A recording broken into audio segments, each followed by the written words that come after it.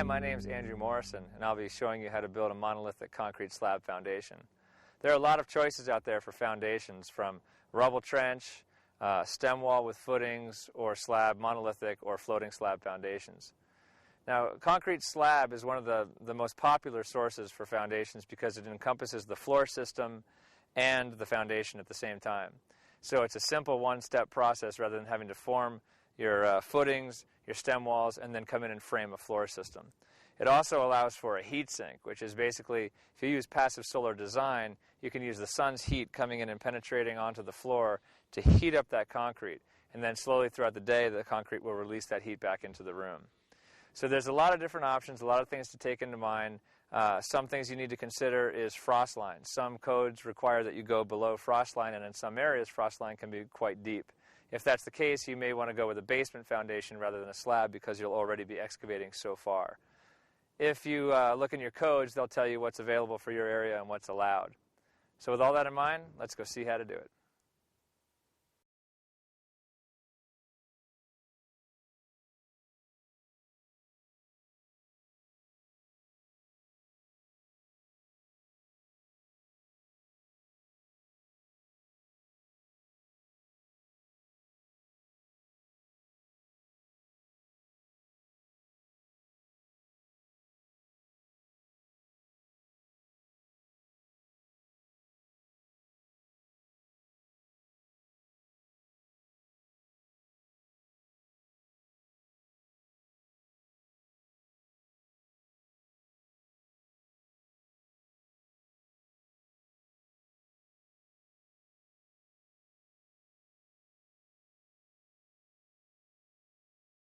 The first thing you want to do is called a site evaluation. Basically what that means is you want to go to the area where you're going to be constructing your slab and look at what obstacles might be in the way of that construction. Now on this site we have some elevation issues we need to deal with. This side of the slab over here is about 2 feet higher than the far corner. So when we do our excavation, we're going to make sure that we can level this out without creating any drainage issues for the slab. So on this side where we have a fairly significant cut, we'll want to slope that back, make sure we're either draining around the slab or placing some type of curtain drain in that area to handle any water that may come down. Other items that you want to look out for are trees. In this case, we had a small oak tree here that we've cut out. I left it about a foot tall so I can wrap a chain and pull it out so that I get the root structure out. You can't have any roots or organic material below your slab, so you want to make sure that you pull that out ahead of time. Obstacles such as debris. If you have some heavy machinery, you can move that right out of here with no problem. Another issue we have on this side is we have a structure behind here. Now, there's a couple issues we need to be aware of here. One is that the gutters are currently drained down and empty out back into this area here. So that's going to be an issue of drainage that we'll have to handle either by diverting that around the structure or by creating some type of catchment system prior to where we place our new slab that can handle that water. When we look at where this slab is going to go, I know that I want to orient my long wall to the south, so I've used a compass to find south, and then I've looked at trees in the area to see how that's going to block the sun. That gives me a really specific idea of where I want to place my slab. Also, I'm taking into consideration how the placement of this slab and the structure that is built upon it is going to affect the structure behind us in terms of shading, creating cold spots, and creating little wind tunnels that just collect debris. Finally, one of the things that I do when I've got my general idea of where I want to have the layout is I get some large balloons and some string, place them in the corners that I think I'm going to want to use for the home, and put them up to the right heights for plate and then some up for the roof height. That way I can stand back at this other building and some of the other windows, look outside and see how it's going to obstruct any lines of sight. And it's a lot easier to move balloons than it is to move a concrete slab. The first thing you want to do is bring in a backhoe or a skip loader and scrape off any organic material or topsoil from the area where the slab will be poured. Topsoil and organic materials don't make a solid base for construction because they have a tendency to compact under the weight of the concrete. So whether you have to take the slab down or not, it's important that you remove this material. One thing you might want to do is stockpile the dirt off to the side because it makes for a good backfill when you're done with the construction of the building. Now with all the topsoil removed, you can start to create your actual grade for the slab. So if you've picked a low corner that you want to work back from, you want to grade all of the material out to match that corner. Again, we had some issues here with drainage from the slope coming down, so we're going to try to feather that in as we're creating the slab area. Drainage is a really important issue when you get into foundations and slabs, because if you have water draining directly under the slab, you can actually swell those soils and get some uplift and create cracking in your slab.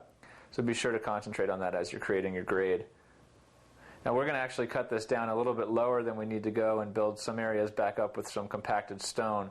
So the excavator is aware of that, and we'll have to check our grades as we go along here and make sure that we're staying within our tolerances for what our final goal is.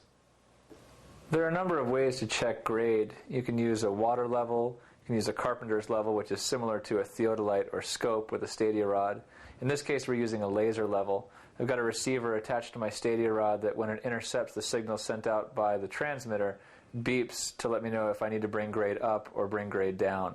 So I can walk to the corners and check the different grades and know where I need to go from there. Our rough grade is still a bit high, so we're going to continue working it with the skip loader until we get closer to our target. Now we'll want to continue to check points in the field as we do this so we don't overcut and end up too deep on our finished grade. It's pretty much impossible to get a perfect level grade here, so we'll get as close as we can, and then we'll come in with some compacted gravel to clean up any irregularities in the grade itself.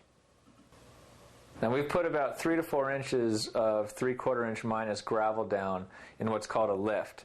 We may want to do up to 6 inches of gravel underneath this foundation, but we don't want to put that all down at once because the compactor will not be able to get full compaction on that. We're using a plate compactor which has good compaction rates but can only compact about 3 to 4 inches at a time. So make sure however much gravel you need to put down that you do it in lifts.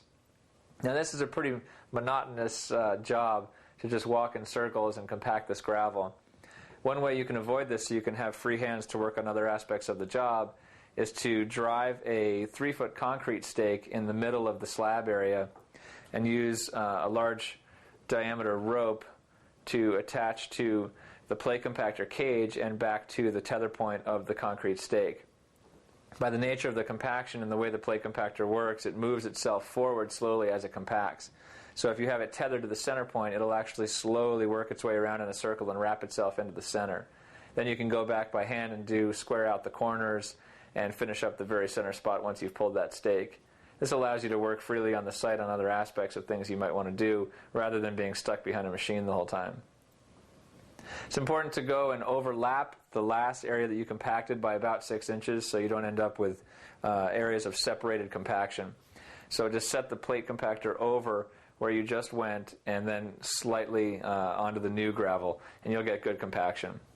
This is a pretty important spot that you want to spend some good time on. You don't want to just quickly buzz over the compaction because you'll end up with cracks in your foundation that there's nothing you can do about later. So what I do is I'll go slowly in one direction and then I'll actually turn around and come back and go the other direction or perhaps go across or diagonally to make sure that I've got it fully compacted before I prepare my pour.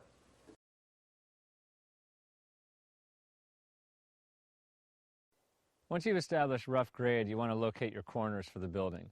Now, one way to do this is to use what are called batter boards. The idea with a batter board is you have one on this side and one on the far side of any length of building that you want to establish. So it's basically here we've got 3-foot stakes driven into the ground and braced in both directions. We have a screw on top. We can attach a string line and pull taut to the other batter board on the far side of this wall line. We can then move this screw, or we can add additional screws and pull our string to either side to get right on exactly where we want to be in our corner. It also allows us to get perfectly square in those corners. This is going to give us an exact definition of where we're going to place our form boards. Now, we've established rough grade here, but we're still going to be off a little bit from perfect level from side to side. So what we want to do is find the high point. With the high point, we can then level out from there with our form boards, and we'll be able to fill around the outside of the form boards to hold the wet concrete in place as we pour. That's easier than digging the footings down even further into the ground. I'm using what's called a water level, and I've got some red food coloring in there that makes it really easy to see the top line of that water. Now, the basis of a water level is that water will always find level in gravity. So if I am here standing at this end, I can measure down to the ground and see my distance up to the top of this red line here that's established by the water. That's 34 inches. I have a helper on the other side of this line in the far corner who's measuring the same over there. Now, for example, if they come in at 34.5 inches, there's a half extra inch between the top of the red water line and the ground. That means that they are actually a little bit lower on that side because the number's bigger, so that they have further to go before they get to the ground. So we know that that end would be lower. That's the case here. Now as we go this direction, we had a different finding. We found that that end was a little bit higher, so that had a smaller number. We had 33.5 over there instead of 34. So we know that we've got some higher corners and some lower corners. Well, now that we've established the high corner, we can go from there and pull out the rest of our form boards. For a small structure like this, it's easy to do it just like that and then level them as they go.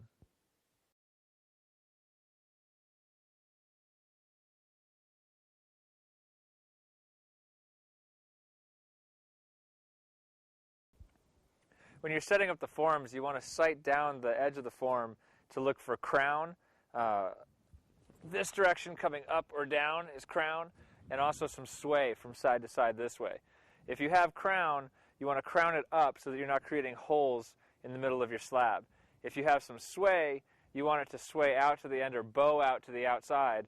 I'm exaggerating that in this case like this, because then we can adjust it and push it back in and stake it in place.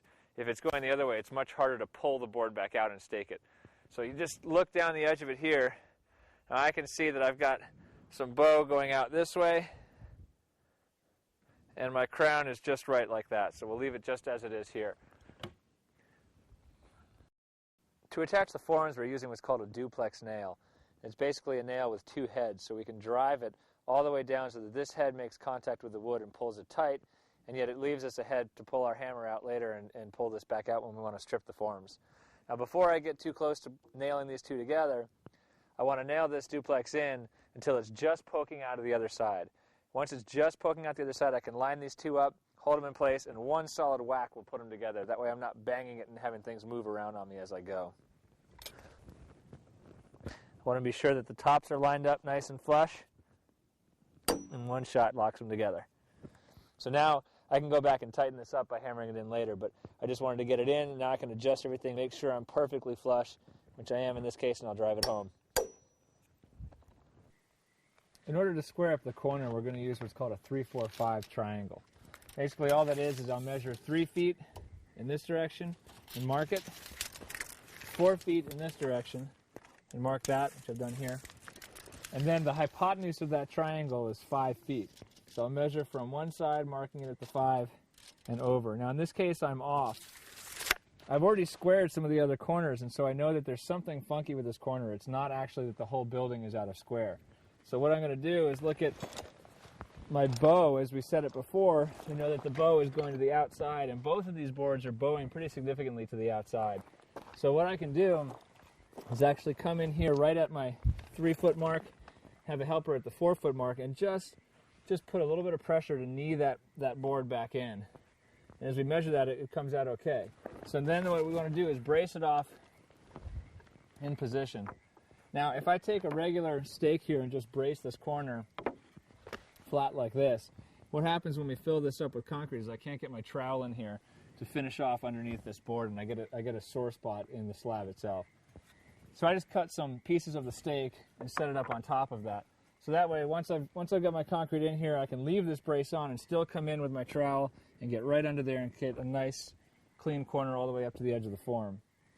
So what I'll do here is just tack one side in place, and then again with a helper holding one side of the tape and using their knee against the form board there, I'll hold mine end here, and we're just giving a little bit of a tweak here because we know it has to do with the bow rather than it actually being the building out of square. Now we're right on the mark there. Get my brace in place. And that's got it. Now that our corner is square, we're going to work on the level and make sure that we've got a level slab all the way across. I've got a stake here in the corner with a screw ready to go so that when I get my form right in place, I can just screw it right in. Now what this is a concrete stake. This is a 3-foot concrete stake, and it has little holes drilled in it in opposing directions. Now you drive these into the ground. They're easier to drive into the ground than the wood stakes. You can really bash them into some pretty hard stuff. And with the holes already in there, you can just put a screw right in. It holds it in place. when you're ready to screw the form in place, you just go and drive it right through. So now we'll use the water level again to find out how we're doing on level from one side to the other. Now you want to establish your corner that you're working from, again the high corner, and work out from there in all directions. Don't go from one to this one and then switch and measure from this one to that one. You want to be consistent all the way around. That way if you miss by 1/8 of an inch here or there, it doesn't compound as you move through the process. Now as you can see here, I'm about a 1/2 inch low. My form board is low. The top of this water line right here where the red is topping out is the top of the form in the corner that I'm using. So what I'll do is I'll bring my form up until I meet that spot, and that's where I drive my screw.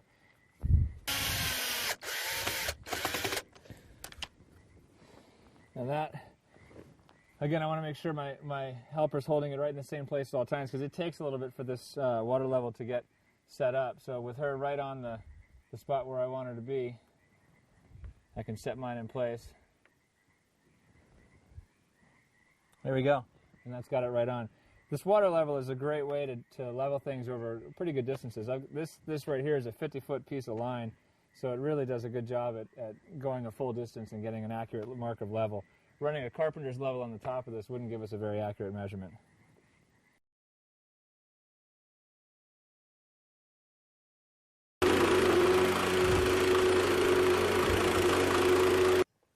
Now that we've established the slab is level, we've come back and filled in places that were low for the subgrade. Now to do that, we've used a 3/4 inch gravel, and we've compacted it heavily in at least 2 directions. You want to try to compact it as much as you can because this is going to be where the structure rests upon. So if this isn't compacted well, you get a lot of cracking in the foundation and in the slab as well. So once we've got that in place, we're going to come in, and on top of that, we know for our sub slab, we're going to have about 3.5 or 4 inches of gravel. On top of that, we'll have 3 inches of rigid insulation. On top of that, 1 inch to 1.5 inches of sand. And finally, on top of that, 3.5 inches of concrete. So with this layout in mind, we want to come back in and fill the center of the slab area with about 3.5 to 4 inches of gravel. Different jurisdictions have different requirements for the code in terms of the size of your anchor bolts, the spacing of your anchor bolts, and the size and depth of your footing and so forth. So what we've got here is basically a generalized diagram that will give you an idea of how the slab is laid out. For the specific areas that you want to check your local code, those are identified here on the diagram. There's 2 dots at the bottom of the footing. In my area, this is a number 4 rebar, a 1/2 inch rebar, run horizontally with the joints overlapped 20 inches at least. So again, check your code, see what's required in your area, and then design to that. In this situation, we've got the rigid insulation placed underneath the slab. And this will give us a nice insulative layer between the ground and the concrete itself. There are other ways to do that, which we'll show you in the next diagram.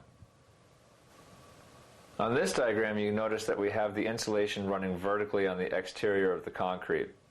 Now, the major disadvantage of this is that it creates an area where you cannot inspect between the ground and the mud sill. You've got insulation running clear up from the ground, and termites and other insects have a pathway behind that insulation, potentially into your structure.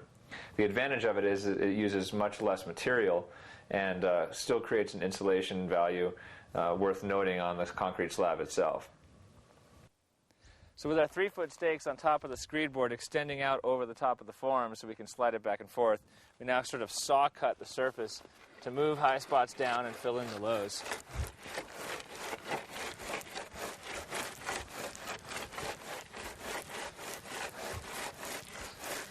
Now some lows like we had right through the middle here are not that bad. We don't have to worry about them. As I'm getting to the edge here, I can see that there's quite a bit of hole here, so if this doesn't fill it as it drops in, we'll have to put some more material in and then screed it off to the right level.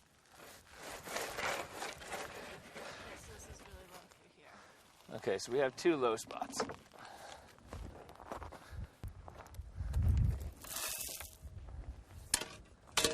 Let's try that.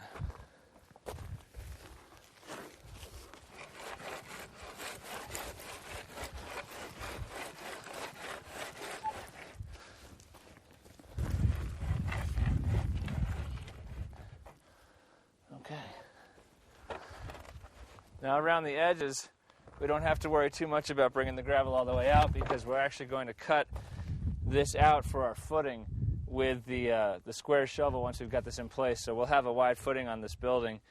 So we won't worry about this. You want to go a little bit further than the width of your footing will actually be, so you can compact it and then cut it back out.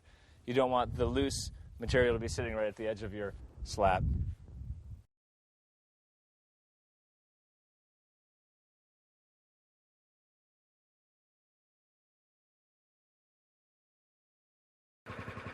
Now we've got all of our gravel screeded off to the basic height where we want it, but it still has to be compacted.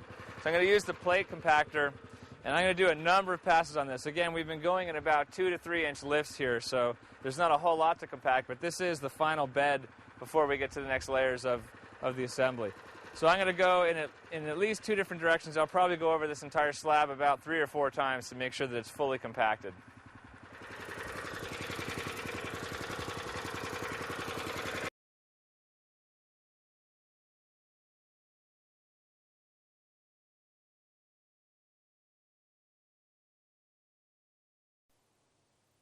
Now that all the compaction is done, I want to start cutting out my footings. This is a larger footing than normal. This is a 19.5 inch wide footing because it's for a load-bearing straw bale structure. So I come into the corner and measure out 19.5 inches, and I've placed a screw at an angle at the bottom here. And I've done the same at the other end, and for every corner I measure out that distance, 19.5 inches. I can then run string lines from one screw to the other, straightening out this end, and then I spray paint on here with some bright paint the area that I need to cut out. Then I can just go back through at this point with a gravel shovel and just cut level back from the footing all the way across. So we want to have a uniform thickness and a uniform width across this footing. So this is a great way to define that line. So using a flat blade shovel, I'll just cut out right along that line that we've marked.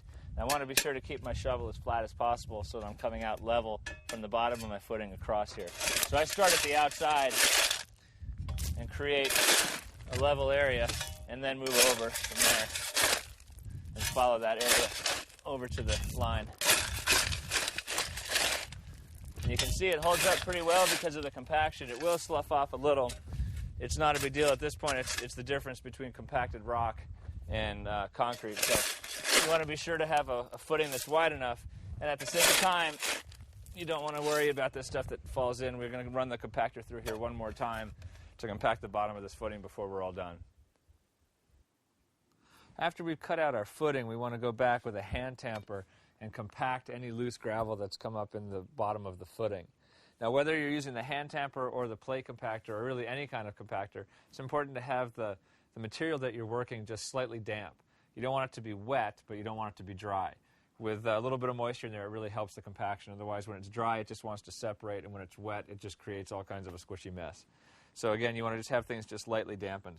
Now I'll walk down the whole footing here with the tamper, flattening it out as much as I can and just putting that last oomph on it before we go and get ready to set up for the pour.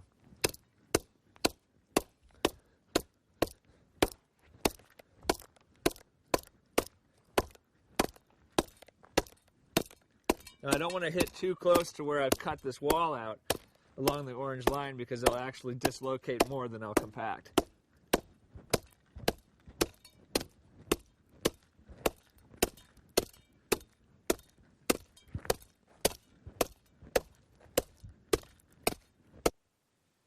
In order to ensure that our form boards are straight, I'm pulling a string line from one end to the other. The way I set this up is a screw back on the form board, pull your string across a wood block. If you have plywood, that works the best. Wood has a tendency to split out, but this is what we had on site. And then I have a second block at the other end and a third block in my hand.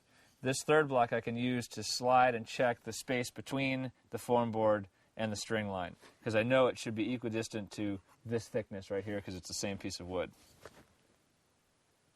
You want to secure the form in place about every 3 feet down the length of the form. Now, in order to check whether it is too far in or too far out, you run against the string line here with your block of wood.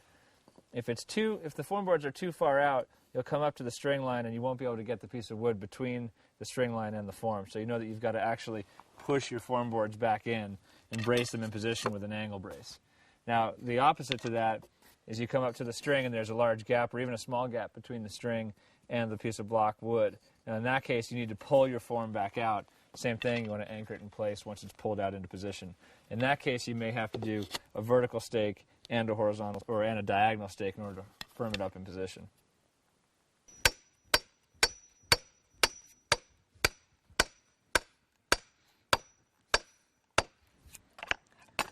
Now I've gone ahead and braced this off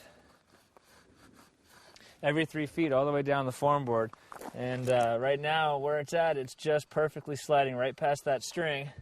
So I can secure this in place now. Again, I took most of the bow that was in this board, came out when I was around the middle area here. That's where the most flexibility in the board is.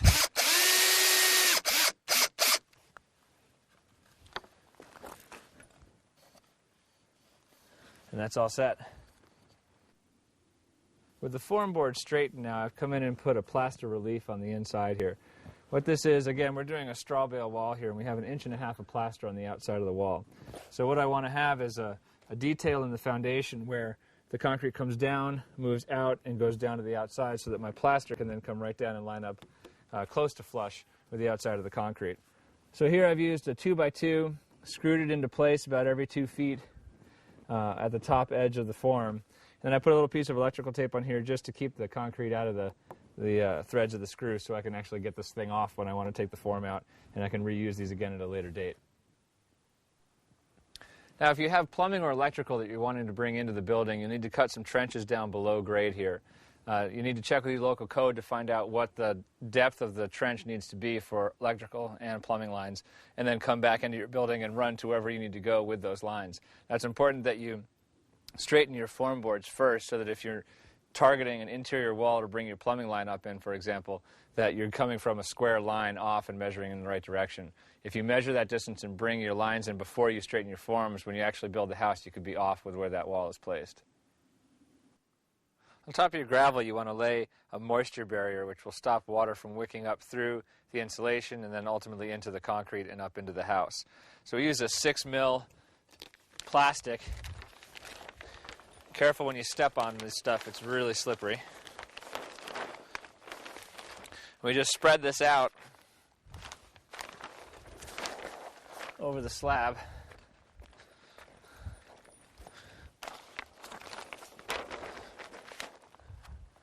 Like that. Now, if you have any joints, if you're doing a larger structure and you have joints where the plastic is lining up with another piece of plastic, you can use a water-resistant tape, like a duct tape or some type of water-resistant tape, to tape those joints so you don't end up with moisture being able to get through those cracks and up into the slab foundation. Now, on top of the plastic, I've placed 3 inches of rigid foam insulation. It's important to use the extruded polystyrene insulation, which is rated for structural insulation. It can be placed underneath the slab. There are other types of foam that are designed for vertical installations along footings and edge walls, but they're not designed to hold the weight of the concrete on top of them. And once I've installed those at 3 inches, I'll have an R15 value underneath my slab.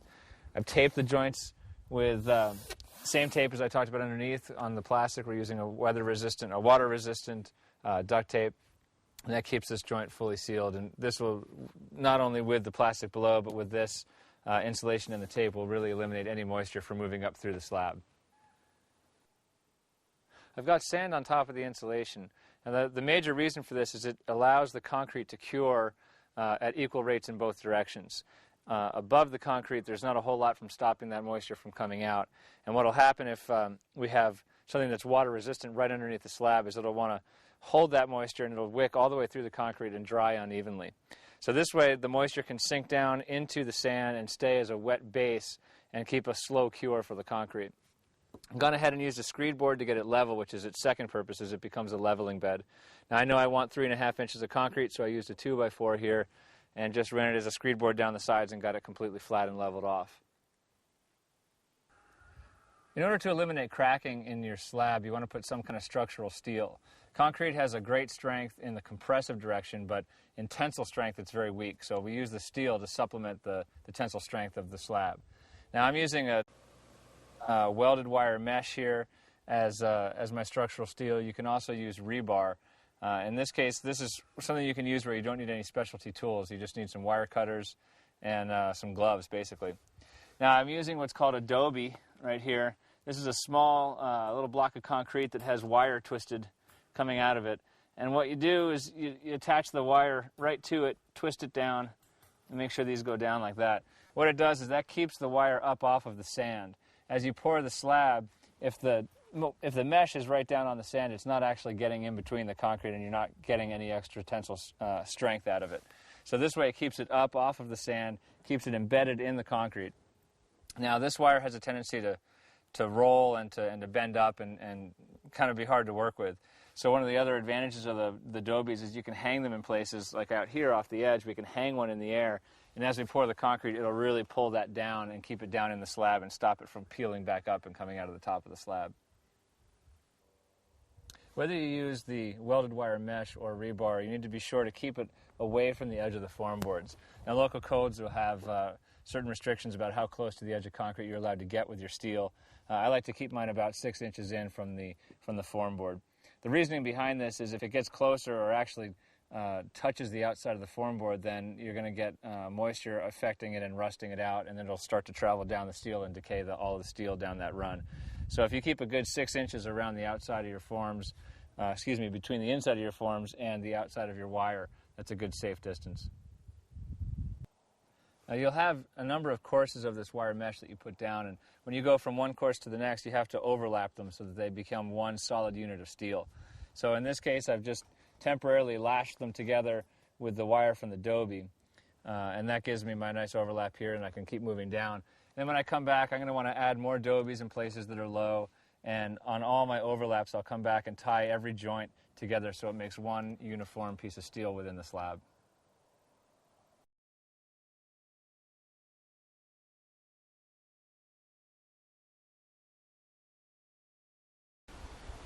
So most code districts require that you have rebar in the foundations and some type of either rebar grid or welded wire mesh within the slab itself. So when you're working with rebar, you're going to need to have a rebar cutter bender. You can get these at any local rental yard. This is basically what it looks like. We'll place the rebar for bending on the wheel and underneath this, above this cuff. It can be pretty rough with rebars to where you need to measure it. I'm going to be pretty close here. And right about there. And the measured area goes right underneath in the middle there, because that's where the bend is going to take place. Once it's in place, you grab the pole, just lever it right back. There's your bent piece of rebar. So when we measure for our next piece of rebar, we need to be aware that we'll have to have a lap from the end of our last piece back over with our new piece so we can tie these two together. I'm using about a 2-foot lap here. As we come out along, we can measure down to the other side where we need to place our bend. In this situation, it's 115 inches. Now I'll need to remember to add 2 feet onto that after the bend to connect it to this other piece of rebar that we already have in place.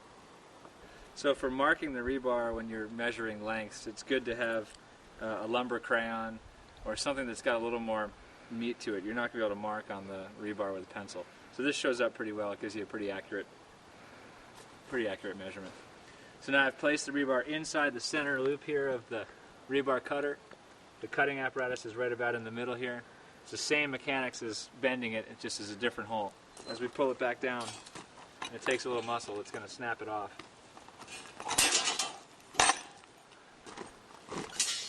And there you are, cut to length.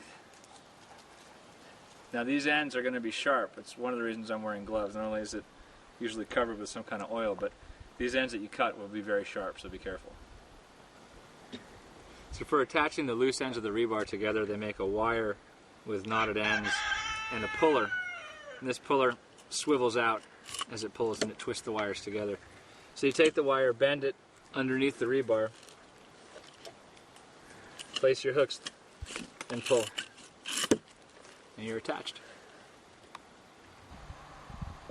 So I've gone ahead and made a grid of rebar here on top of the slab, and basically we've got an 18-inch center, so 18 inches in each direction is the measurement for this grid. I use the same method of attachment using those twisters to attach about every other space. I don't attach every one, it's a solid grid in and of itself, just with every other space tied together. I then took one of my bends that runs through the foundation and lifted it up, hanging it from the ends of the grid so that it's elevated and hanging within the concrete.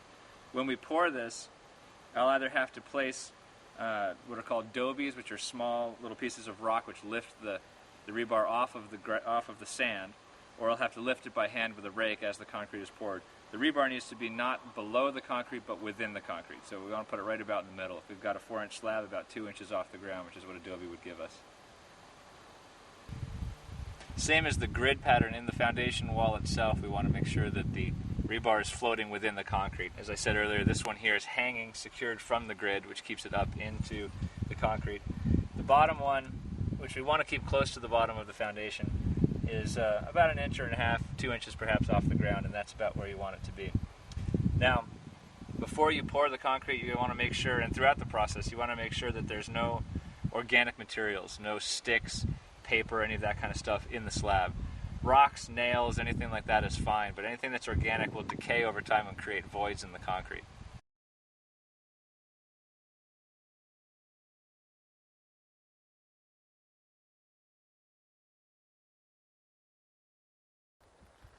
With all my dobies in place now, I've gone and laid out and installed my anchor bolts. Now, the actual layout for anchor bolts will depend on your code, so check your local code book and see what's required in your area. Now, when you lay them out, you have to keep in mind where your openings, like doors, will be, and also where the actual plates themselves run. So I start in one corner and I work down laying out my plates. I know I have a 10-foot plate, then an 8-foot plate, and a 12-foot plate. So I have all of those marked on the actual form boards. The reason I do this is that in my code, and most likely in your jurisdiction as well, you have to have an anchor bolt within 1 foot of the end of your board. So you have to mark those all out. Then you can start with your end pieces and then find the centers based on what the local distance between bolts is in your area. Now, I'm using here what's called an anchor mate. There's a number of different ways to do this. You could do it just with some scrap wood. I like the anchor mate because it's designed specifically to give me a certain offset and hang my bolt at a certain height.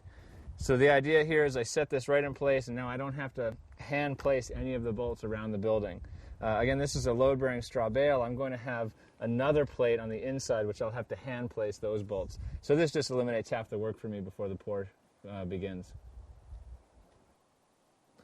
Now, I've got this wall braced off pretty significantly. It's a little bit of a drop here, so to get a stake deep enough into the ground, I wanted to make sure that I had enough of these so that the wall didn't bow out with the weight of the concrete.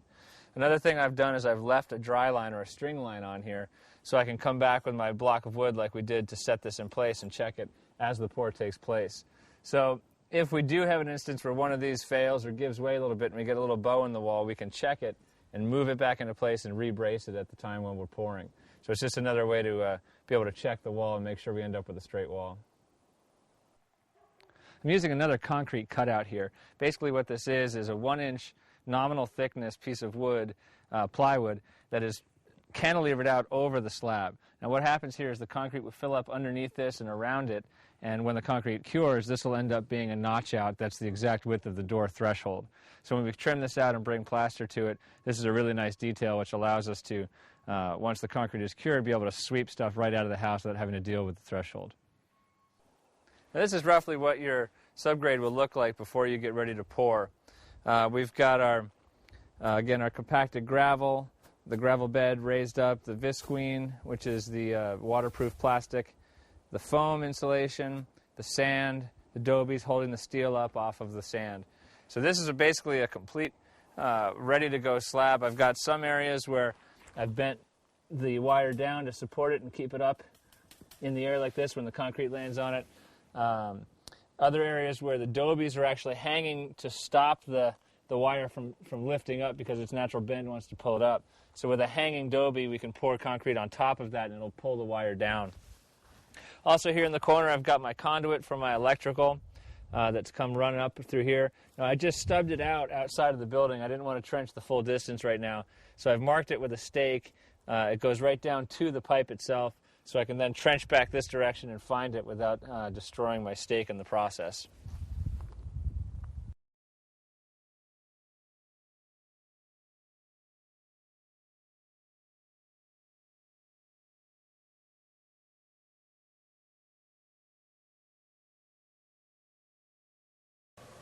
You want to order your concrete about 2 days in advance. That way you can be sure that a truck will be available when you're ready to do your pour.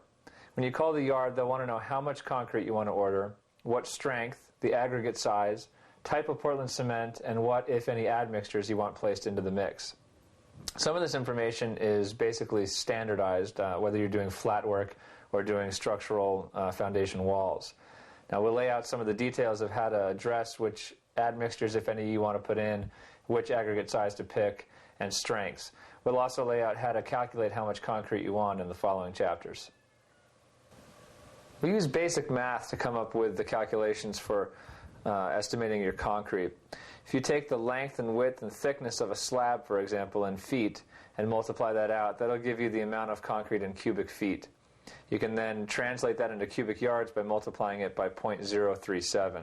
As you can see in the example here, an 8-foot by 10-foot slab, 3.5 inches thick, would equal 23.2 cubic feet or 0.86 cubic yards of concrete. Now with a monolithic slab, you want to calculate the slab separately from the footings. That way you can do a basic math calculation on the width and depth of the footings and a calculation on the slab itself. Add the two together and that'll give you your calculation for the amount of concrete you need. Now in general, it's a good idea to add about 10% for waste or for slight variations in the calculations.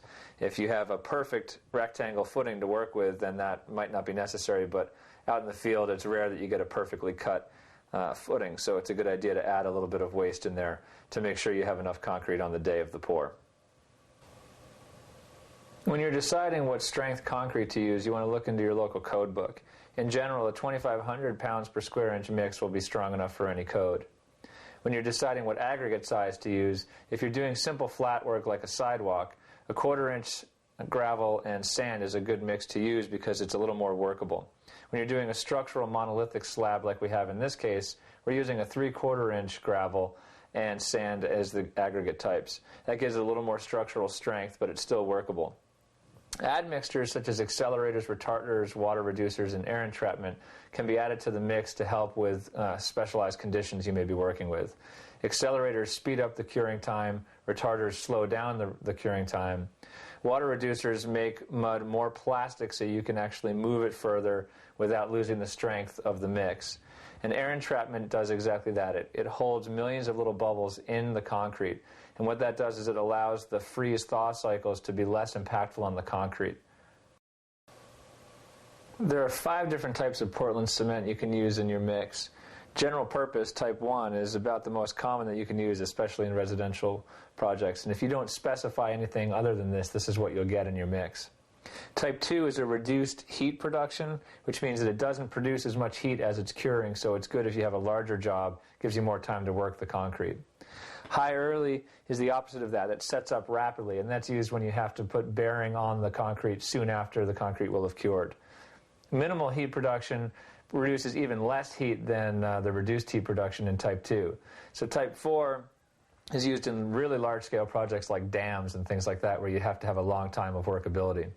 And finally, type 5, sulfate resistant, is used in areas where your soil or groundwater has high alkalinity. With concrete, you want to make sure to keep your tools wet. That'll help to keep the concrete from sticking to them. So whenever you're waiting for the concrete to show up or when it's here, or certainly as soon as you're done using the tool, just get your tools nice and wet, and it'll keep the concrete from sticking. You want to make sure that the inside of your form boards, your anchor bolts, the whole slab is nice and moist. You want to do this on the outside as well. And on the outside here, it's just stopping the concrete from sticking to things that you don't want it to stick to, or at least lessening the chance of that happening. On the inside, it serves the same purpose with the inside of the form boards to release them easily, but it also is putting enough moisture content down in the slab itself, without getting it wet, of course, that enables the concrete to cure slowly. If all this sand is dry underneath, it's going to really quickly suck all the moisture out of the concrete and make for a poor curing of the concrete. You want to be absolutely sure to be ready when the concrete truck shows up, because they won't want to hang around waiting for you. One question they may ask you is how wet you want your concrete, and that'll depend on how quickly you want it to cure. Now on this project, we don't have a whole lot of time before the sun goes down, so I've asked him to keep the mix pretty dry. The drier it is, the harder it is to move around the slab. So if you have the ability to keep it as a wet pour, it's a good idea to pour it as wet as the truck will allow you to do it, and then you'll have a lot of time to work with it, and you'll be able to move it around a lot more easily. Another thing you may notice is that he's dumping the concrete pretty much right in the middle of the foundation slab forms here. Because of the terrain, we weren't able to get the truck right up onto the forms. Now, if you can avoid this, do so at any cost, because what it means is I'm going to have to move this concrete to all the corners of the slab without the help of the chute. Not only is this laborious and tiring, but if I'm not careful, I get some separation between the aggregate or the larger pieces of gravel in the concrete and the rest of the mix. Now, if I get separation, that's going to create a problem of uneven curing throughout the rest of the process. And once you've got the form boards pretty much filled with concrete, you want to run a screed board across the top. And you can see we've left a little bit of room down at the end here where we're sliding towards, so that any excess concrete will fill that void. If you put too much concrete in at once and then try to screed it out, it just becomes really tiring, and it's hard to move the concrete along, especially with a dry mix like we've used on this project. Now, we're using a magnesium screed board. You can also just use a 2x4 or 2x6. Any of those will work. The magnesium is a little easier to use because it's a bit stiffer than the wood, and it cleans up really nicely. It's also much lighter than using a 2x6, so the weight of the concrete is enough. You don't have to have the weight of the screed board itself as well. Now, once you've screeded everything, you can make sure that your corners are square and put your brace back on in place if you need to. Now, with all the bracing we've got here and the corners marked off, your corners may have stayed square during that pour with no problem, in which case you can take the braces off to trowel out and then replace them when you're done. So basically what we've done is we've got the screed board down through here, but we can't get all the way down to the end because of our anchor bolts. So I'm just using a a magnesium float to just level it out, get this basically backed in, and I'm using this area back in behind it as a screed in the other direction. So we're still using the screed process, but a little bit different on a smaller scale here. Get into the corner. And again, now here you can see where the raising of this brace really comes into play now, because I can get my trowel right under here and get under by these bolts. If I had the brace down on the concrete, same level, I wouldn't be able to get in there and clean that up. Okay, now you don't have to do a thoroughly impressive job here. All you need to do is get it basically knocked down. We're going to come back in now with either a jitterbug or a roller bug tamper and tamp it down. Now that takes some of the larger aggregate and kind of sinks it down in, and it brings the cream up to the top. So it not only compacts it, but it also brings out a more workable material to the surface. Now we've got a pretty strong sun here, so I'm going to just mist the concrete down as we go in between each stage here so it doesn't fire off too fast, and just finish cleaning off my tools. With the jitterbug tamper, you want to just get right on into the concrete and step in here. You step out away from the foundation edge, because that's where you've got a lot of concrete and you'll likely sink pretty quickly. Now I'm just lightly tapping the surface with this and bringing up what I call the cream, and overlapping it and working it into the corners. This is also, look at your footprints. You know when you've got the cream up to the top, when your footprints have filled back in nicely. So the game of concrete is definitely pretty much a race against the clock. So you want to move as quickly as you can so that things don't set up too fast on you. Because once they're set up, there's not much you can do about it.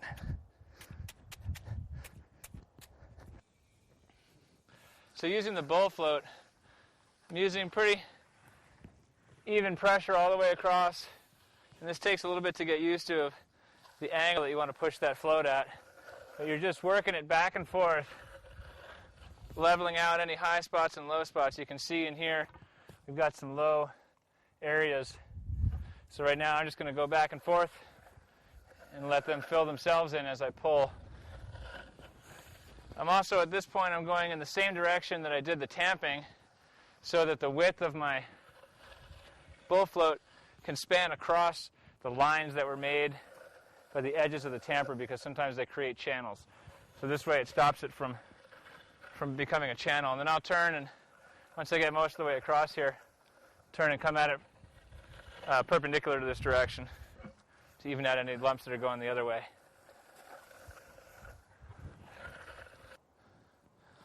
So now moving in the opposite direction from where I was just troweling, I come back across the same area. Now that area is low. So what I had done when we were screeding, when we got to the end of the foundation, we had too much concrete.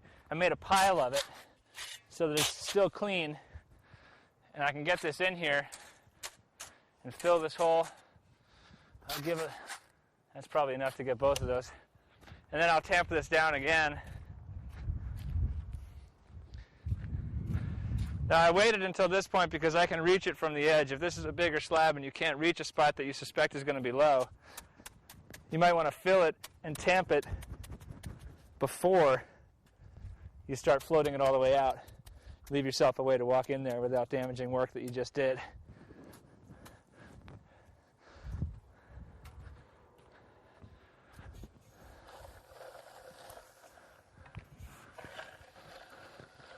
So I'm still low in that spot, so I'll work a little more mud into there.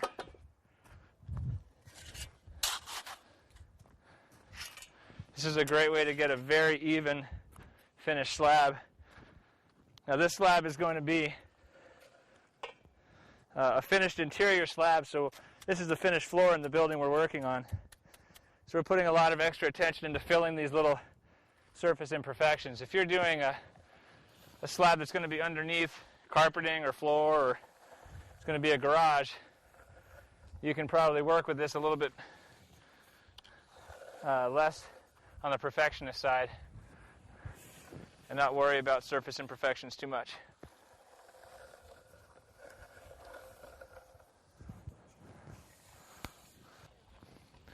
So now I'm just continuing around the surface of the slab and working the cream a little bit. I want to be careful not to overwork it, but at the same time, I want to be sure my level is as smooth as I can make it.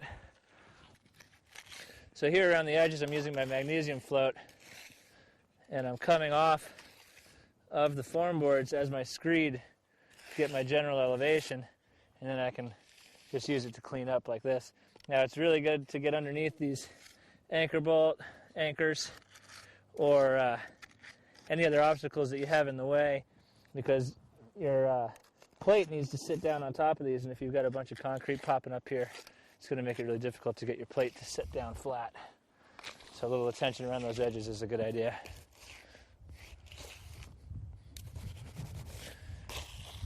And this is starting to set up pretty well now. So when I've got some spots where I need a little extra mud, I can put quite a bit of pressure here.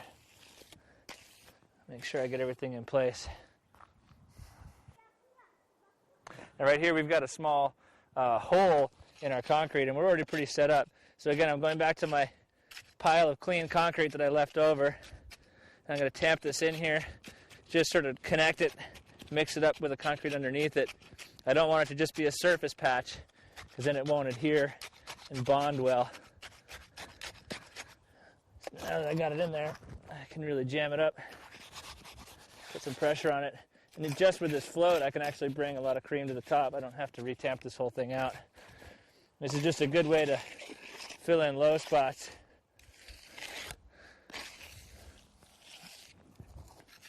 Again, the more even you can get the perimeter especially, and if you're doing a finished slab, the interior as well. But the more even you get this, the easier it's going to be to work your frame up from here.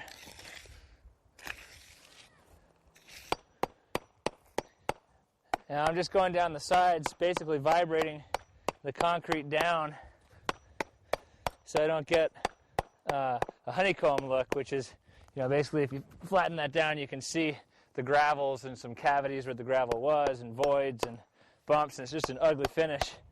So here, by just vibrating it out like this, the concrete will settle down and smooth out enough to where we get a nice clean finish when we remove the form boards. The final step is to use a steel trowel. Now, it's important to know exactly when the slab is ready for you to get on it in terms of troweling it out. If you get on too early, it'll squish all over the place. If you come too late, then you can miss it and it'll be too hard to work. So you just want to keep an eye on it. It's going to vary on your weather. If you're in direct sun, if you're in shade, what the temperature is, the moisture content of the air, all those things have an effect. So you just want to keep track of it. And when you get it to where it's really hard, you can put a lot of pressure on it, and it just barely cleans up the surface, you're ready to get on.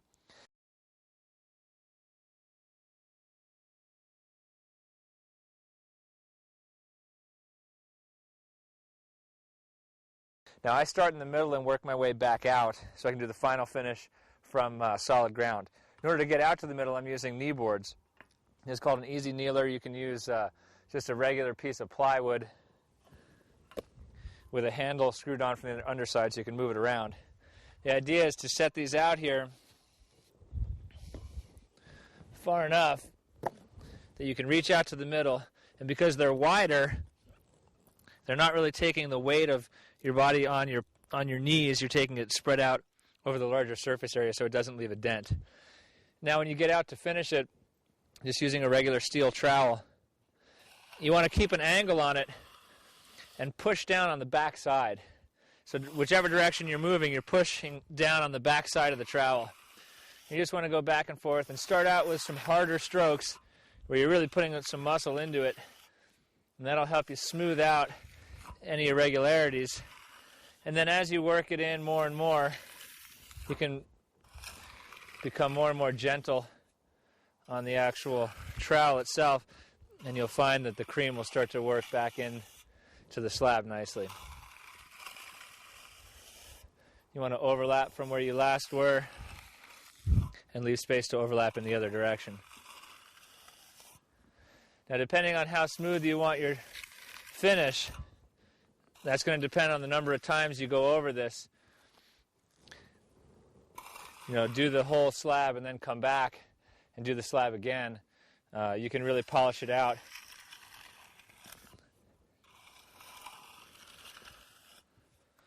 And then to move back, I just step onto my rear knee board here. Move this one behind me. I can use my trowel to lean on.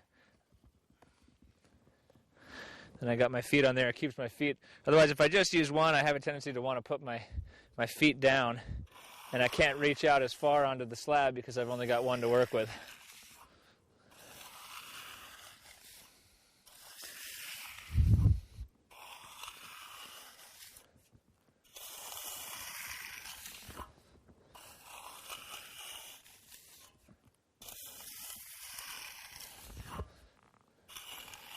This takes a little practice to get the right angle and the right touch so you're not gouging holes and you're not leaving marks that look worse than when you started. So don't get discouraged. I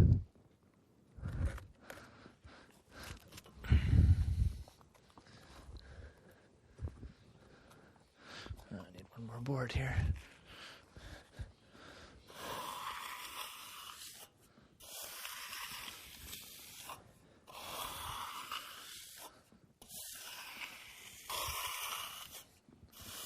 Now, you don't have to finish a concrete floor this way. This is going for a pretty nice shine. There are much simpler ways of doing it. You can use just a broom and drag a broom across it. They actually make broom extensions for the same extension pole I was doing with the bull float. You can get longer extension poles and put them together and brush this entire thing in one direction. There's lots of different finishes you can do. This is going for more of a polished look, and we're going to come back and do some acid stain on this, so we want it to be a nice finished floor. Now this process takes quite a while, so you definitely want to be prepared to spend some time with your slab. It's not just the pour that takes time, the actual finishing can take a long time, and there's a lot of time sometimes in between it, where if it's taking a long time to cure, to set up where you can actually get to this point if it's in the shade and it's cool and moist outside. So definitely plan enough time for that. After your concrete is finished, you need to let it cure properly. In order to do that, you want to keep it wet for at least the first 7 days. A proper curing takes about 21 days, and the first 7 are the most crucial. In that time, you achieve most of your strength, And if you do not cure it properly in this time, you'll get cracking in the surface of the slab and other structural defects. The best way to do this is to keep water on top of the slab at all times. If you can find a way to build up and hold a pond of water on top of the concrete, that's fantastic. Concrete will cure properly underneath water as long as it is placed properly in the first place. Another way to do it is to lay burlap or straw down and get that wet. That will hold additional moisture. Then you can lay plastic on top of that, which will keep the moisture in. Anytime you can shade the slab from direct sun is a good opportunity as well. If the temperature is going to drop below 40 degrees, you need to do some sort of thermal insulation. Again, the use of straw with plastic on top is a good way to achieve this. If you're going to be doing more than one slab and you anticipate having temperatures below 40 degrees more than once, then you might want to invest in thermal blankets. These are actually designed specifically to keep the heat in as the concrete cures. In terms of keeping the heat in, the concrete will produce its own heat as it's curing through the chemical process of hydration.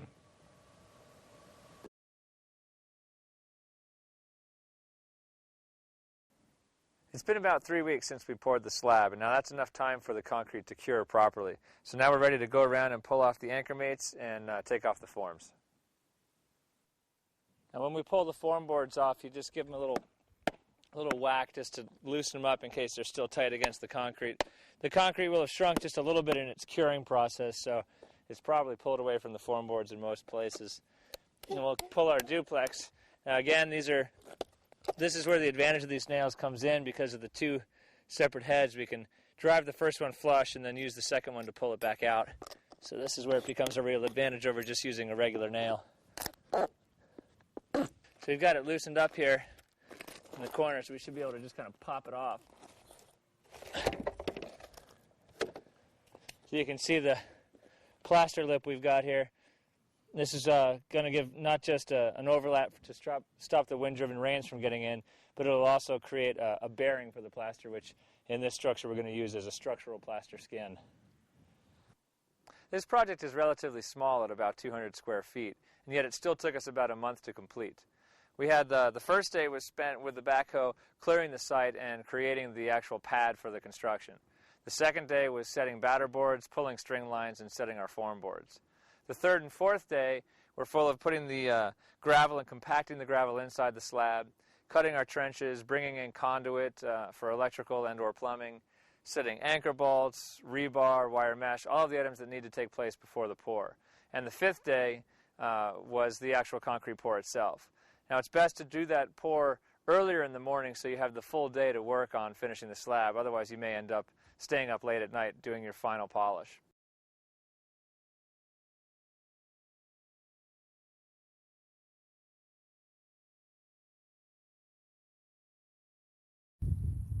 On a larger foundation where you have more mass of concrete behind the walls, you want to make sure to really brace it off well. You can see here we've got not just angle braces, but actual solid braces coming out to stakes that are back down into the ground here. These are really holding these firm and then nailed on to the form boards there, as well as the vertical stakes as well to hold it in place. Now once you have all your stakes in place, you want to put some plastic caps on top of them so that if you fall, you don't accidentally impale yourself on one of the stakes. One of the most difficult things about large slabs is having to place anchor bolts in the middle of the field. With nothing to support them on, it's hard to get them to stay in place while you do the pour. One way to fix this problem is to drive a piece of rebar down into the ground and then attach the anchor bolt to that piece of rebar. Now the key is that you cannot have the anchor bolt touching the metal of the rebar, because the rebar will eventually rust out and that rust will travel up and ruin the bolt in terms of its anchoring to the concrete. So we isolate it here by wrapping it in some foam and duct tape, and then duct tape the bolt to the piece of rebar that's already been wrapped. And this way, with all of our bolts in place ahead of time, we can bring a concrete pumper in and use the hose to place the concrete in the footings while we can still walk around the rest of the slab. So here we can just use the hose to put the concrete exactly where we want it. On this slab, we went ahead and did the footers first rather than doing it as a monopour, because we did have so many bolts. We wanted to be sure that we could walk around and adjust those bolts to plumb if they were to get knocked out while we were pouring. So this way we can go around, pump the footings full of mud, check our bolts, let it set up, and then come back and work on the slab at a later date. So you can see here, the proper way to hold this hose is a little bit further back than right up front. If you hold it right up front, it's going to jerk you around quite a bit. So if you can hold it back a little ways, you'll get a better grip on it, and you'll actually have more control of it. And by holding it this way, you can place the mud right next to you, or you can actually project the mud quite a distance away from you. Now, you don't want to shoot it too far, because when it hits the ground, you might get separation between the aggregates and the fines and the water and all of that, and that will actually weaken the concrete. But you can see here is a great shot of the concrete being projected out. It hasn't quite hit the ground yet out by that second footing there. But this is just a great way to place concrete across a large slab where you don't have to be hauling wheelbarrows back and forth, which is otherwise what you'd be left doing. And you can see here now the footings are all poured and we're ready for concrete to come in to do our finished slab. We'll still have to put our field rebar in place before we do that. If you have a larger slab, it may not be possible to do the screeding in one pass, in which case you can break out the slab into sections and put temporary screed posts in place. Now, a screed post is basically a concrete stake driven into the ground or set on a pedestal, which then has a screed hook coming off of it. The hook can be adjusted vertically up and down on the stake to adjust for the correct level. You then put a 2x4 or a pipe or whatever you want to use as a side screed level, and you run your screed board back and forth as we showed you earlier in the screeding of the concrete. This way you can then pull the screed board off, pull the screed hook and the screed post all out of the concrete, and then set up another section to do once you've completed each section. It allows you to move with smaller areas at a time and not try to move so much concrete and flatten it out at once. So this is a perfect example of that. You can see we've got this set up into a number of different shutoffs where we can pour just a little bit at a time. So now again, we're using the concrete pumper to place the concrete in position. You can see we've got running from left to right here, we've got some removable screed boards that are on our screed posts, and then to the far left of the picture we have a shutoff, which means that we've got a board that will stay permanently for the duration of this pour, so that we don't run into the next area of our pour. We don't want to try to cover too much at once, because with weather conditions and so forth, it'll be hard to finish the concrete in a way that will actually do a good quality finish. So we pour just enough that we can handle in a day. You want to make sure to get it all in place underneath our removable screed boards here so we don't have any gaps. Again, just continuing to pump all the way across. Now, as you get better with the screed, you'll find that you won't have to actually hang the screed board on top of your guides. You'll be able to use just a straight 2x4 or another type of screed to just pull right across the surface. Now, this takes a lot of skill and a lot of practice, so it's not something I recommend on your first slab through. But once you get this, it actually makes it a lot easier to use a mag float around the edges to create a level surface coming off of your form, and then just use a straight 2x4 to screed from there. When you get the skill, it makes it a lot easier. And you can also use a smaller section of 2x4 to just level out some places that you don't need to run the entire screed board over. And when you're ready, when you've got your section in place, you can pull out your temporary screed board and just set it to the side. This is where these screed posts come in really handy to do a multiple stage pour like this. So with that set to the side, we can level out areas where we have a little bit of imperfection, and then come back and use that surface now as the screed for that side of the pour. So then when we pull the stakes out that the screed posts were sitting on, we can then clean up that entire line and create something that we can actually use, like I said before, as our screed. So again, we'll run a mag trowel up and down on this and flatten it out and get this as level as possible, because this will be where we set our screed board as we move back towards the right of the frame. We'll use that screed board to run right on top of that concrete surface, and on the form board, if you're just getting used to this, you're going to want to run it against the form board. Again, once you get a little more skill, you won't have to run it on the form board. You'll actually rather use the mag trowel to flatten out along the form board and then set your screed run on top of that. It actually gives you a little more maneuverability. You don't have to worry about hitting the stakes and so forth. It just makes it a simpler process all around. Another great advantage of a larger slab is you can run what's called a power troweler on top of it. Now you have to wait a little longer because, as you can see, you're actually walking around on the surface of the slab, so you're not using your knee boards in this situation. Basically what you do here is you'd either run your knee boards while you're doing your first first pass with the troweling, or you could use a trowel out on an extension handle. And then once the concrete's set up a little bit more, you can get out there with this machine and cover a lot more ground a lot faster with a lot less labor. So it just makes it, again, it's an easier process. It's where the mechanics of a tool take away some of the labor of it, and it gives you a nice, really smooth troweled finish. Now you want to be careful if you're going to be doing any type of stained finish after this is all over. If you trowel too heavily with the power trowel, you'll actually seal the surface of the concrete so tightly and create such a sheen that the acid stain will not be able to penetrate deeply into the concrete, and you'll get a weak stain. So it's an area where you need to be planning ahead for what you're doing next. But if you're going for a smooth, high sheen surface, this is a really easy way to get it done. Concrete stakes are a really good way to secure form boards, but they are very expensive. So you want to be able to use them again and again.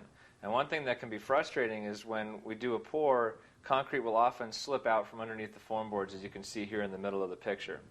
Now we've also used some oriented strand board, or OSB, below our form boards to actually try to stop some of that from coming out, rather than piling dirt up against it, because that makes it harder to pull our stakes out when we're all done. And what we've realized over the years is that if we wrap a little pipe insulation, plumbing pipe insulation, around each of our concrete stakes, when the concrete does squish out from the holes that it will inevitably find, it wraps itself around the insulation and not around the concrete stake. So when we're ready to strip our forms, we can pull our concrete stakes straight out, and they don't have any concrete holding them in place at all. It's a cheap and easy fix to a very frustrating problem. And the insulation itself, it doesn't matter if it gets left in the ground. Eventually it will decay, but it won't have any bearing on the structural integrity of the building.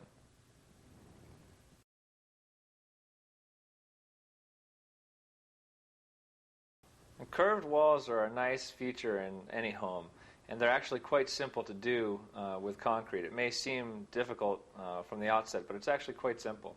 Basically what you want to do is do a lot of extra staking along the curved section to hold the bend of the boards in place. Not so much for the weight of the concrete, but just simply to hold the shape of the boards. So we'll use a lot of vertical stakes and also angled stakes along that curve to hold it in place. You can see here all the angled stakes that we've got in here and the verticals that are holding this OSB form in place. Now it's difficult to get a thick enough piece of OSB to bend because you have to have it thick enough to hold the weight of the concrete without bowing out in between the stakes. So what we do is we use one sheet of 1/4 inch and we create our shape, and then we come back and screw another sheet onto that, giving us a 1/2 inch full thickness. But it's too difficult to bend a 1/2 inch piece, so we use the 2 1/4 inch in its place. Finally, you'll have to run the rebar in this curved section. Now, you could use the rebar bender to do this and to curve it as nicely as possible, but it's really not that important. As long as you have the rebar basically in the shape that you want, that's all that matters. So we actually come in here with a straight piece and just bend it against our knee as we move around that curve, which gives us close enough. It's never going to be seen. As long as we keep it away from the edge, it'll be structurally sound.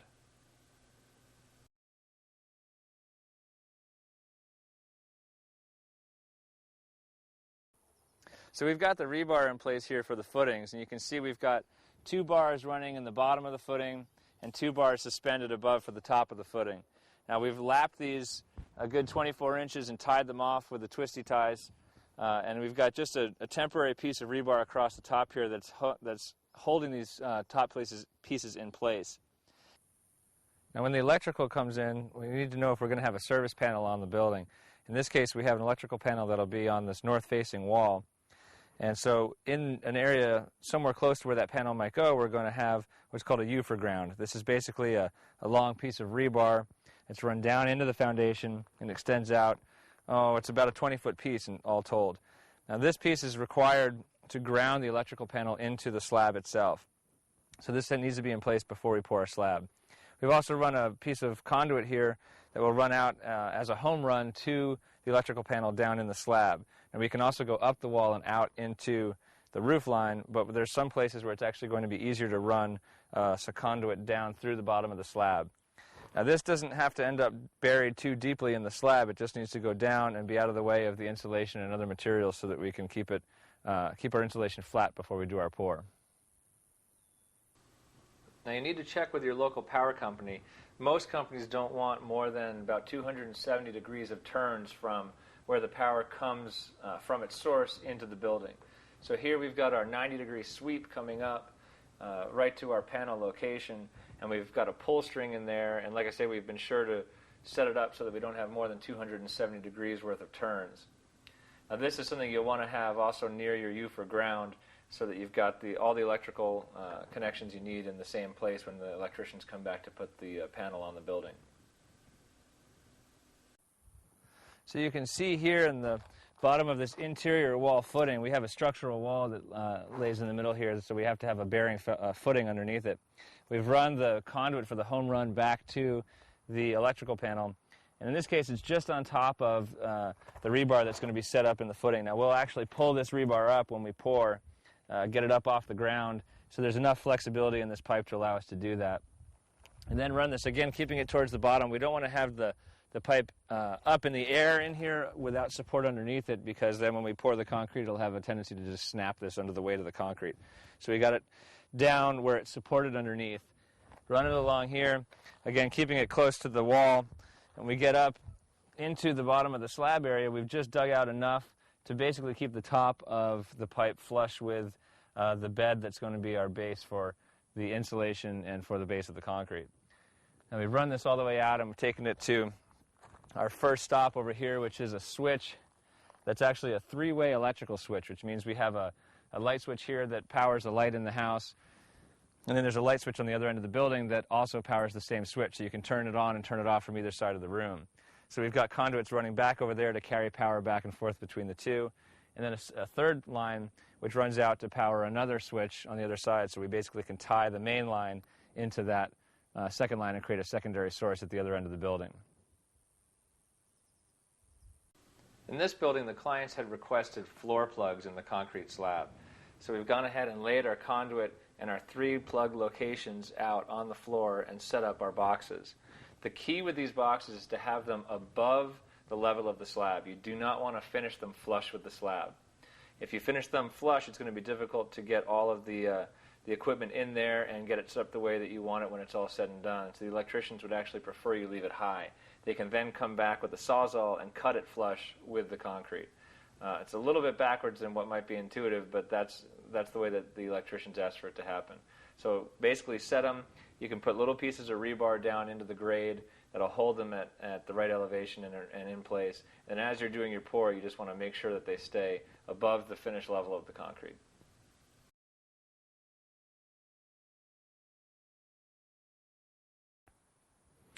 Now we've stubbed out the main sewage line outside the building here, just about a foot, maybe 16 inches outside, and capped it. So we don't have to worry about this right now. We'll dig the trench. It's going to connect to the rest of the sewage line once we've completed the pour.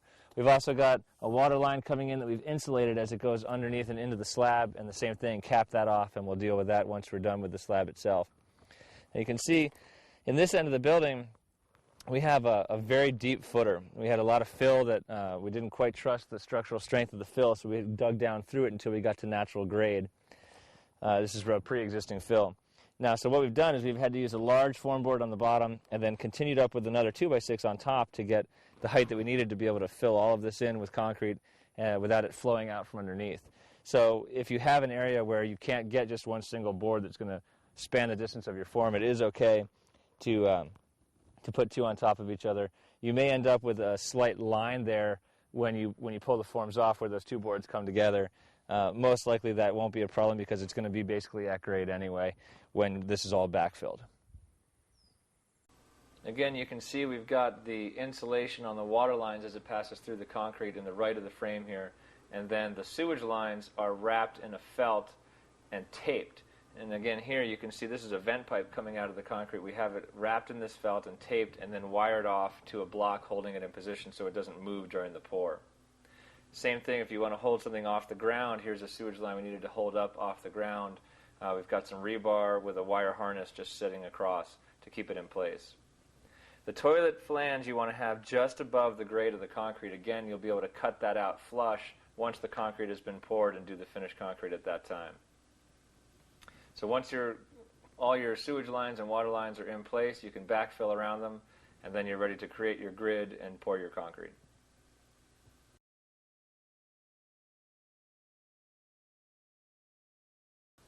Radiant floor heating is one of the most efficient and comfortable sources of heat for any home. It's a very simple process to lay out radiant tubing once you have an idea of how many zones you want to have and that you've sized the system properly. So if you don't know how to do that, you might want to contact your plumber and see if they would, for a fee, size a system for you to make sure that you're going to have a water heater or heat source that's going to be strong enough and efficient enough to heat your home. And once you've done that, the basic premise is to take the radiant tubing and lay it out in the field and attach it to the grid of the rebar. Now, if you don't use rebar, if you use a welded wire mesh or some other kind of reinforcement, there are other ways that you can set the tubes in place. They actually make little stands that you can put right onto the insulation or onto the the sub-slab surface that will hold the tubing in place as well. If you're using rebar, that's pretty much the easiest way to do it, and you can just attach it right to the rebar itself. Now, it's important to know where your walls are going to be when you're laying out your tubing. You don't want to have radiant tubing directly underneath the wall. The risk of that is that you might actually shoot a nail when attaching the wall to the concrete down into the radiant tubing. So we use paint to delineate where our walls will be so we can run our tubes and know where to stop them. Like you can see here, we've turned our curve before we get to that green so that we know when we shoot our wall down we won't hit that pipe and damage the tubing in any way. To keep the tubes in place, we use just regular zip ties. And now we want to be sure, when possible, to keep the tubing underneath the rebar or running to the side of the rebar. Now here we're crossing perpendicular, so there's not much choice here. We have to go on top. But the lower you can keep it on the rebar, the better, so that you have enough room between the top of the tubing and the top of the slab. The reason this is important is if you come back later and do some saw cutting, or like we said, if you have walls that you're nailing down, and let's say someone comes back at a later date and wants to remodel, and they shoot down with nails their new walls into the slab, the more concrete you have between the top of the slab and the top of your piping, the less chance there will be of damaging these tubes in the future. That's a very important detail to keep track of. Now, in general, we try to avoid putting any joints of the tubing in the slab. The technology has advanced such now that it doesn't really matter, and the joints are very, very reliable. Nonetheless, if we do have a joint in the slab, what we'll do is we'll wrap it with pipe insulation and tape it all the way around so that there's no likelihood for that joint to expand and contract should the floors get cold and then warm back up and cold and warm back up. Because the actual fittings themselves are made out of metal, we want to keep them as insulated as possible from any fluctuations in temperature in the slab. Now, this is important also if you ever do damage a water line, you can go back into the slab and chisel it out and use these fittings to replace damaged water lines. And again, I would suggest that you, when you do have the replacements in there, that you insulate them and isolate the new metal fittings from the concrete slab itself. And you can see here, this is basically what the field will look like when you're ready to pour. You can see again on the left side of the photo here, the tubing turning back towards the right before it gets to that green line, which indicates the exterior wall. We have a wide exterior straw bale wall here, so we're staying away from that with the radiant tubing. The final thing to do before you actually pour your concrete is to test the tubes to make sure there's no leaks anywhere or pinholes in the line. Basically, you want to set about 80 or 90 pounds of air into these lines and let them sit overnight. Come back the next day, look at the gauge, make sure that there's no decrease in pressure. If there's no decrease in pressure, you're all set, you can get going. If there is a decrease in pressure, then you have to do some troubleshooting to find out where that is. I would always start at the fittings right here where we've set up our control gauge, and then if you do have any joints in the slab, those would be the next place to investigate. After that, you're just going to have to run up and down the tubing with some soapy water to try to find any leaks in the lines. It's very unusual for this tubing to have leaks in it, so if there is any kind of loss of pressure, it's most likely going to be at the fittings, and you'll just need to do a better job of crimping them together.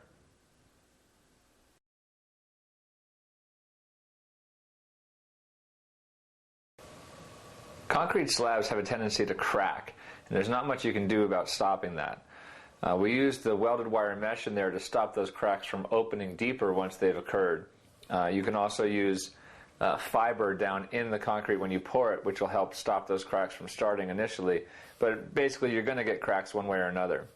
So one way to avoid getting cracks where you don't want them is to put control joints in the concrete. You can do this when the concrete is wet using what's called a grooving tool or a groover. And basically, you want to run the groover on the end of a pole like we use for our bull float and run it across the concrete about 8 to 12 feet apart. Now, if you're doing smaller slabs like sidewalks, then you want to kind of try to keep it in squares. So if you've got a 3-foot sidewalk, then 3 feet on center, you want to put your grooves. Another way to do it is to use a masonry blade on a circular saw after the concrete is cured, and you can saw cut those grooves. Now the idea is to keep it about 1/4 inch of the depth of the slab. So if you've got a 4-inch slab, the depth of your groove should be 1 inch. You don't want to go over that because then you get into the structural integrity of the slab itself. So to do a groove, it actually takes quite a bit of skill. You're pushing wet concrete out of the way with the grooving tool, especially if you have a long run to go on. It can be a pretty difficult task to do.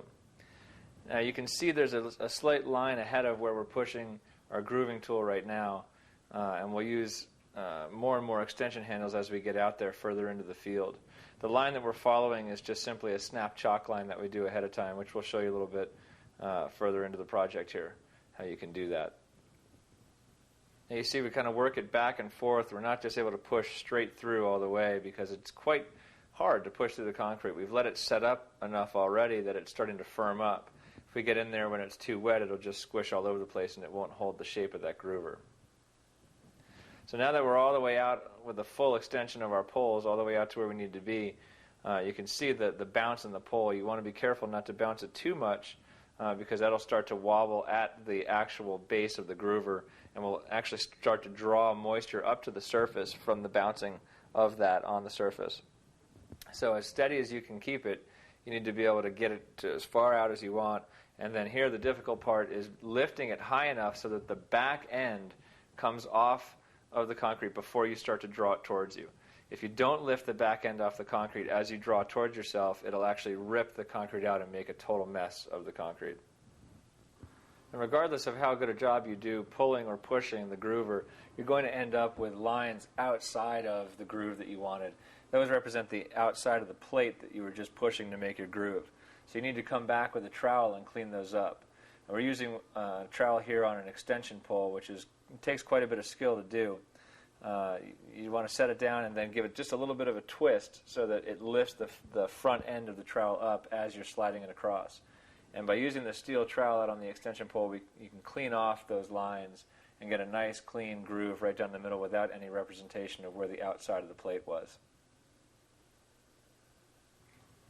So here we're snapping lines. We're going to run some perpendicular grooves to our main groove. So we've got them marked out on the side of the foam board exactly where we want to have these grooves in place. And in general, you want to keep them about 6 inches away from any wall that they're going to be running parallel with. Anytime you have a groove that's right on a wall, if that wall is framed slightly out of square, you're going to see it. It's going to be very obvious. Whereas if that groove is either buried in the wall or out 6 inches from the wall, you won't be able to see the variations in the framing at all. So here we just take a basic chalk line, put it on our marks, pull it tight, and snap a line, and then we can use our grooving tool right along those lines.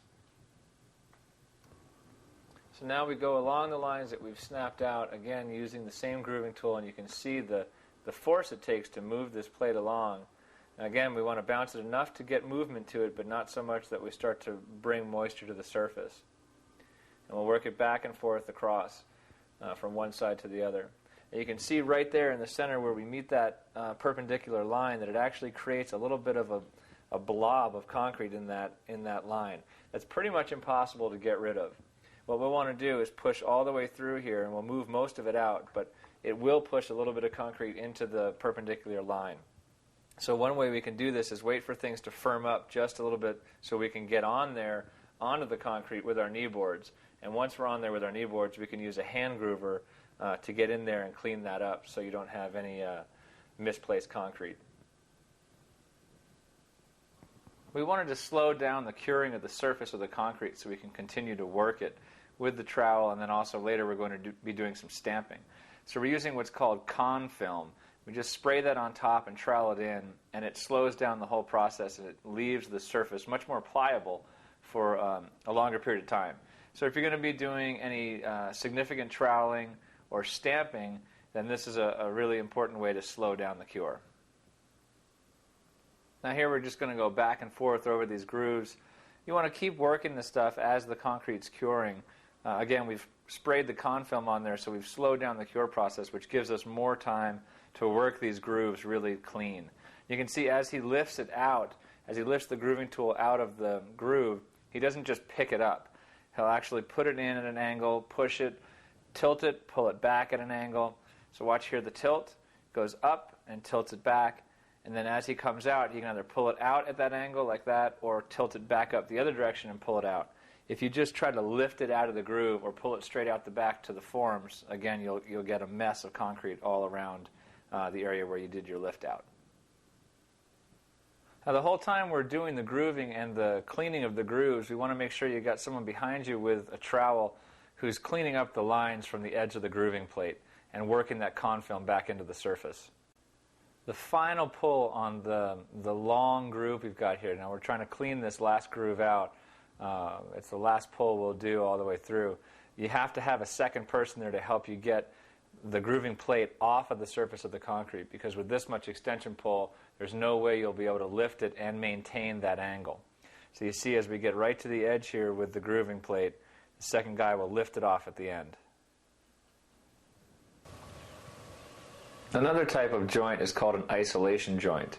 Now these are used to isolate two different slabs from each other, or a slab from a footing.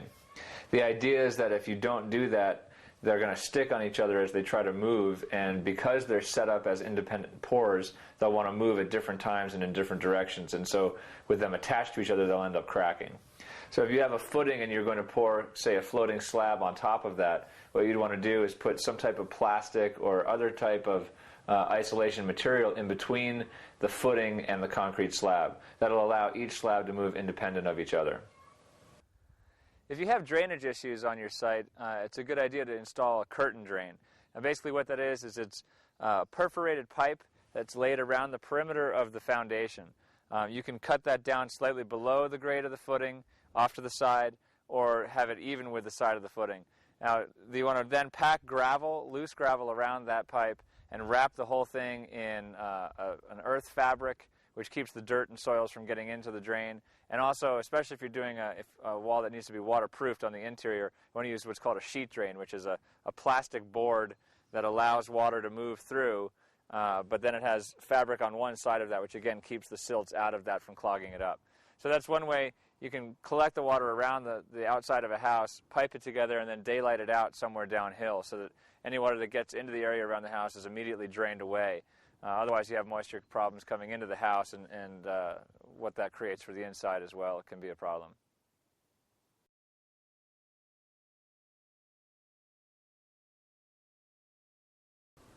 Concrete can be a hard and somewhat unattractive surface if you just leave it to its own devices. Stamping is one way to bring a little more depth and character to concrete. Now, when we do stamped concrete, we typically add one color to the concrete that we're mixing and placing, and then a second color is broadcast along the top and then stamped down. It's a color, and it's also a release agent, which allows us to pull our stamps back off of the concrete without pulling the concrete away from the slab surface. So you can see you get a deep mottled color, and this one, for example, is designed to look like a slate or some type of stone. And you can really play with the colors and textures with different stamp patterns to get different designs. It adds something of character to a house rather than just having a finished troweled surface. It's one way to put a little more character into your floor. And these are rubber stamps that we're going to use for the actual stamping process of the concrete. Now they've got different sizes and different textures on each one, as you can see. There's a small one here and then a larger one underneath it. And they have different patterns on each, so that when you're using one against the other, you don't have a continuing pattern that's obvious in the finished work. So here you can see we're broadcasting the color on top of the concrete. Now this is the second color we're using. As I said earlier, we have one color already in the concrete mix. So you see, you just kind of toss it out. We're using a heavy brush and just slide it out across the surface. Now the areas that you're not stamping and that don't have the secondary color on it, you want to continually work with a trowel. You recall earlier we talked about putting down con film to slow down the curing process. We've got one guy working the trowel continually to keep that surface malleable so that the stamps will actually work. So when you go to lay your stamps down, it's important that you don't slide them into position because that will show up in the actual concrete surface. So here we'll lay one end down where we want it, roll it down into place, and once it's in place, then we can use a tamper to tamp that pattern that I showed you earlier on the stamps themselves. Use a concrete tamper to, or excuse me, just a regular tamper to imprint the surface of the concrete. One thing that's really important with the tamper is that you hit straight down. If you hit the stamp with the tamper at an angle, you'll rip right through the stamp and ruin the stamp. And these are not cheap. They're fairly expensive. So if you're going to be doing this work yourself, you want to be able to take good care of your stamps. So work your way all the way around. You can start on the outsides and work your way into the middle, however you want to do it, so that you remember that so you can be sure that you've hit every spot with the tamper. You don't want to miss a certain spot and then have that show up later once you come back to finish the floor. Now we'll come in and bring the second stamp. We're going to use 2 large stamps for the majority of this building to cover more ground quickly. Now you see we lay it down over the top so that the new sheet laps over the old sheet, and then we'll reverse that. We'll put the new sheet underneath and continue with the stamping.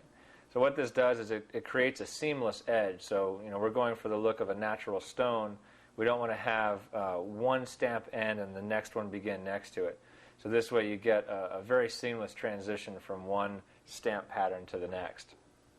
Again, working our way all the way around with firm and controlled tamping so that we don't blast through the actual stamp itself. Now you can see we only throw out as much of the secondary color release as we can do with the stamps. We don't want to get too far ahead of ourselves. If we lay too much color down, it actually will slow down the process and it'll mess up the curing of the concrete. So we'll just lay it out as we go, enough to move one stamp to the next.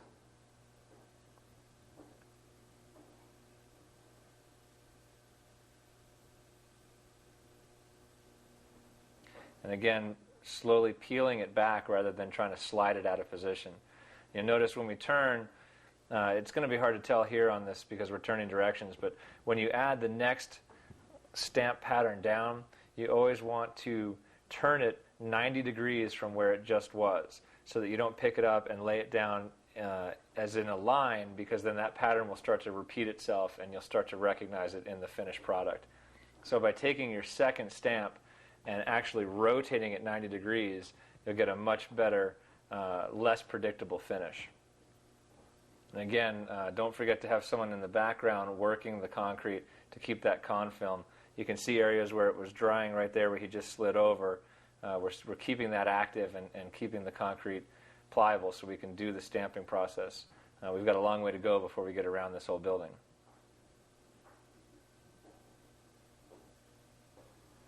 So now we'll continue around the outside of the building first. It's important to have a game plan so you don't end up getting stuck somewhere and not being able to get off the building. So here, again, we'll work around the outside first and tamping as we go. Again, just laying enough of the color release ahead of us so that we have something to work on, but not so much that we're putting it out ahead of time where we can't get to it within a reasonable amount of time. And when you go over the grooves that we'd cut earlier, we want to make sure to use our wheel to clean those out so we don't have lots of color sitting in the... If we have too much color sitting down in those grooves, it shows up as a fairly obvious color change in the final product. And you can see here as he turns around, he's not only turning the stamp from one direction to the other, but he also rotated it 90 degrees. Again, laying it down and then going back and stamping over the top of it. Now we're moving back down along that same line, going in the opposite direction now. So the idea is to keep moving and to keep shifting the way that you lay the stamps down. Like I say, the turning it of 90 degrees, that basically gives you a random pattern out in the field. If you use it the same way, it's going to be very obvious in the finished product. So that's really important to remember, to keep rotating the stamps 90 degrees as you shift them from one position to the next.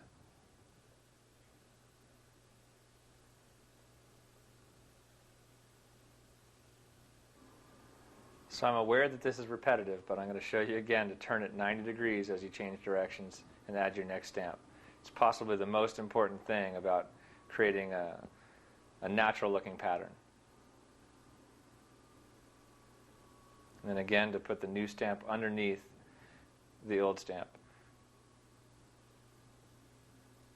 And go back and clean out your lines so you don't end up with strong colors down in all the grooves. For areas where the large stamp won't fit, we have the smaller secondary stamp that I showed you earlier on. Now again, you don't have to use the tamper. We're just going with a magnesium trowel and hitting it hard enough to imprint that pattern onto the concrete. This is a great thing to have for areas like this where you just can't get that large one in there. You can get the smaller one in, and it's a random enough pattern that you won't notice any difference when you take it off. With the techniques we've shown you in this production, you should feel confident building a small slab or even a large slab under a full-size house. There's even some tips in here about how to do stamping concrete, which you may or may not choose to do, but it's nice to know how to do anyway. Now keep in mind that there's a lot of ways of doing anything when it comes to construction, so you may have learned some different techniques over the years, and that's fine. Try to use what you know and mesh it with what we've taught you here, and you'll come out with a great product in the end. Now, with any type of construction, there's going to be a learning curve involved in this, so just be patient with yourself, and above all, have fun. Thanks for watching.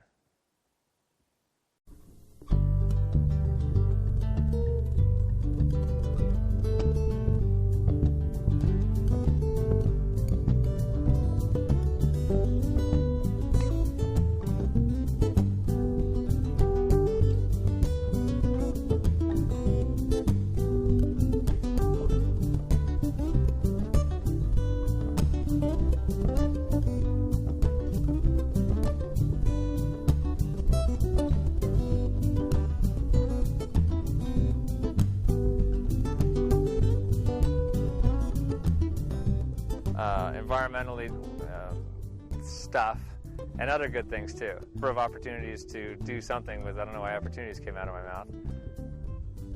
Hi, how are you? Nice to see you. Welcome to the program.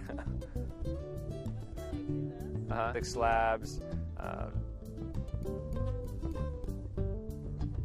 and concrete foundation work. I can't figure this out. For solar, passive solar radiation.